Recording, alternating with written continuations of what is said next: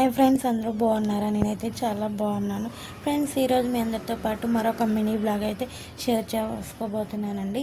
ఇవి వచ్చేసి కుంకుడుకాయలండి. తలస్నానానికి అయితే అప్పుడెప్పుడో పంపించారు కదా, 2 వీక్స్ పైన అయిందనమాట. సో టైం లేక యూస్ చేయలేదు. ఇదే ఫస్ట్ టైం అనమాట యూజ్ అయితే చేస్తున్నాను ఈరోజు. సో వీటిని అయితే కనుక పగలగొట్టేసి తర్వాత దాంట్లో ఒక గింజ ఉంటుంది కదండి. ఈ గింజ ఎంతమందికి తెలుసో చెప్పండి. సో అందులో ఒక గింజ ఉంటుంది కదా, ఆ గింజను కూడా ఇదిగోండి అవే అనమాట. సో ఆ గింజను కూడా పగలగొడితే ఒక పప్పు అనేది ఉంటుందన్నమాట. సో అదైతే చాలా టేస్టీగా ఉంటుందండి. మేమైతే చిన్నప్పుడు అయితే తెగ తినేసేవాళ్ళం అనమాట. సో ఇలాగ ఇవి అయితే వేడి నీళ్ళు అండి, గోరువెచ్చని నీళ్ళు. ఇలా గోరువెచ్చని నీళ్ళల్లో అదంతా కూడా వేసేసి ఇలా గిలకరిచ్చామంటే చాలా బురుగు వస్తుంది అనమాట. కాసేపు అలాగే నానబెట్టేస్తే బాగా నానుతుంది. తర్వాత తల స్నానానికి యూజ్ చేసేయడం అనమాట.